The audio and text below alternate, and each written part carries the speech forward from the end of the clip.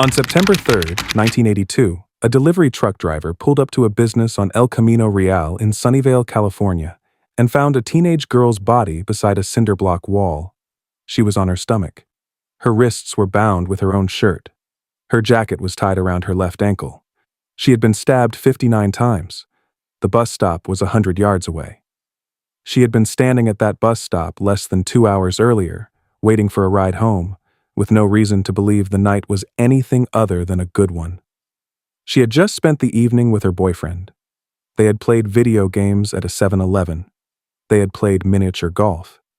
He had walked her to the stop himself, watched her wait, and left. Between the moment he turned and walked away and the moment that truck driver found her, something happened that the police would spend 40 years trying to understand. Her name was Karen Stitt. She was 15 years old, and the man who killed her left his own blood on her body. He was never caught. Not that night. Not the following year. Not for nearly 4 decades.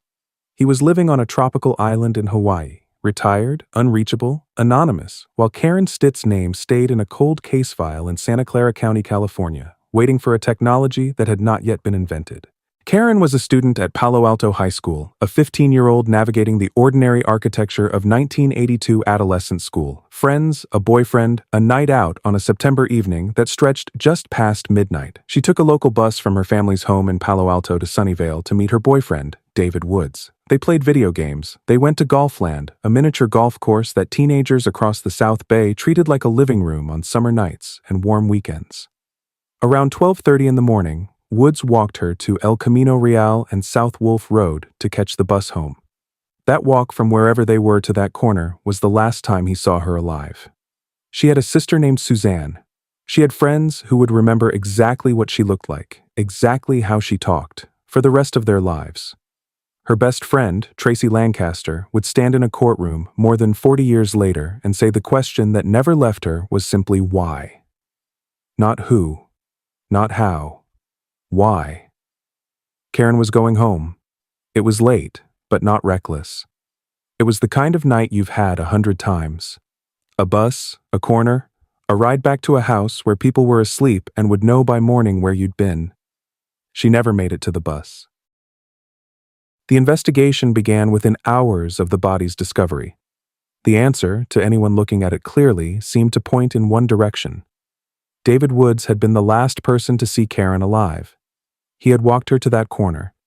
He knew the area. He knew her routine.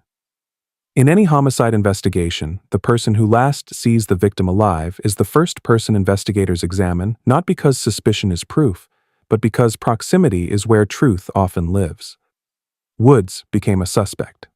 For years, his name stayed attached to the case the way names do in unsolved homicides, not with charges, not with evidence, but with a weight that doesn't fully lift until it has somewhere else to land. Investigators looked at him. They looked at him more than once. The community around the case, the people who knew Karen and loved her, understood that he was among those being examined. He cooperated. He gave investigators what they needed, and the case stayed open.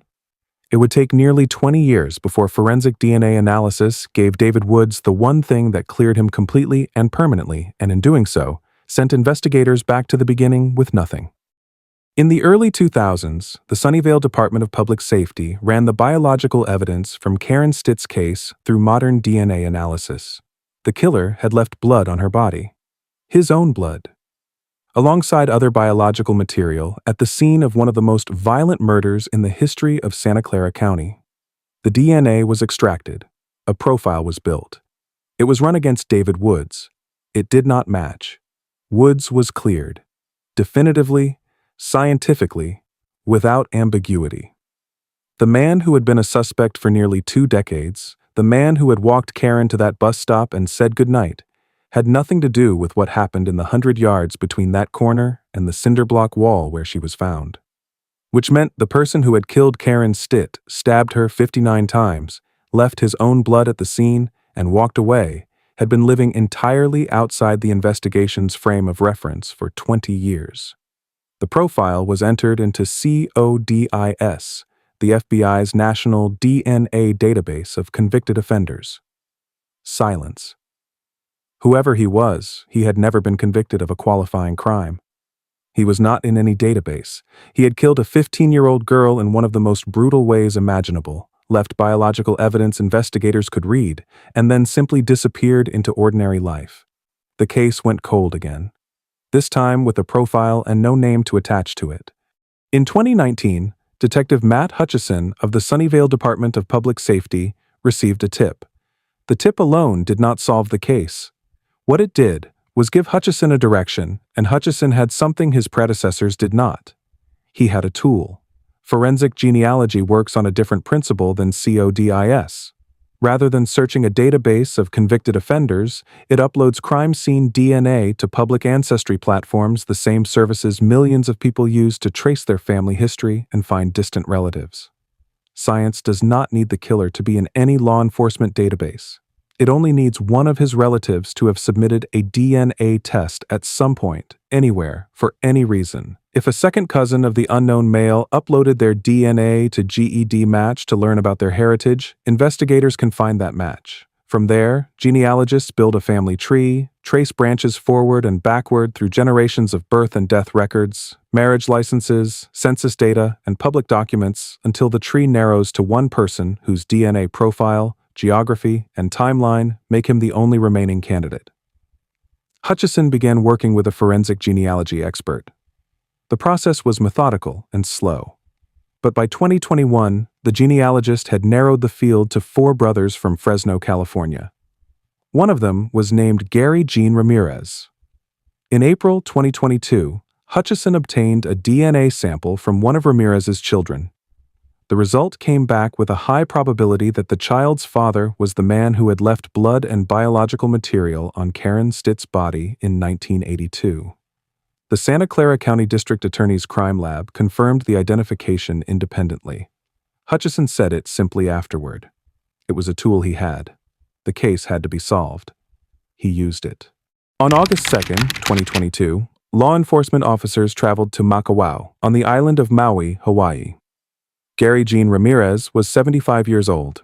He was living in a house in a small community on a tropical island in the Pacific, roughly 2,500 miles from the cinder block wall where Karen Stitt's body had been found 40 years earlier. He had been living there for years.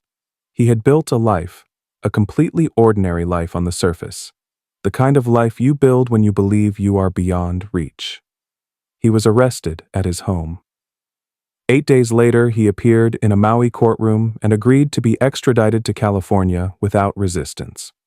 What the arrest clarified, and what the years between the crime and the arrest do not allow the mind to easily absorb. Gary Ramirez had been walking free since the night of September 2, 1982. He had lived through the entire span of the original investigation. He had lived through the early DNA testing that cleared David Woods. He had lived through CODIS. He had lived through the expansion of every law enforcement database in the country. He had watched the world he came from grow older, watched technology close in around other cases involving other cold killers, and apparently continued to believe he was safe. He was 75 years old when they put handcuffs on him. He had been 25 when he killed Karen Stitt.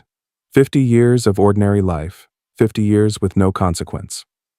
At his sentencing in 2025, Ramirez walked into the Santa Clara County Superior Court with a cane, long gray hair, and glasses.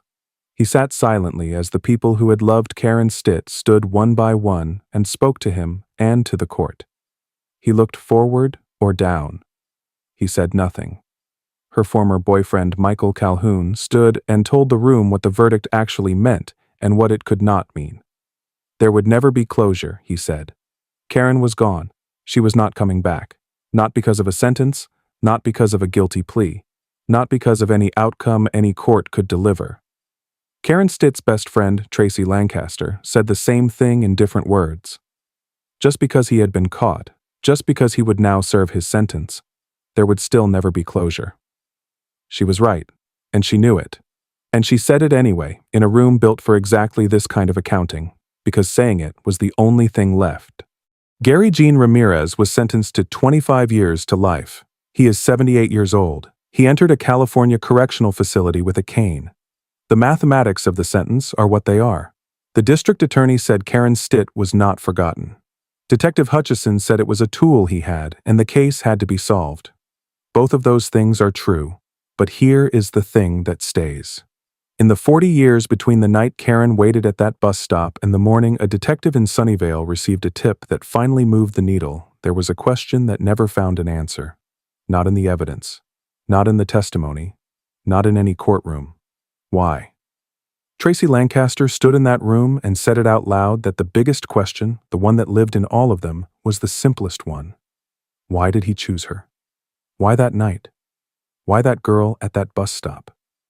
Karen Stitt took a bus from Palo Alto to spend an evening with her boyfriend. They played video games and miniature golf. He walked her to the corner. She waited. A man who left his own blood at the crime scene attacked her 100 yards from where she stood, stabbed her 59 times, and was living on a Hawaiian island before her name made it into a cold case file.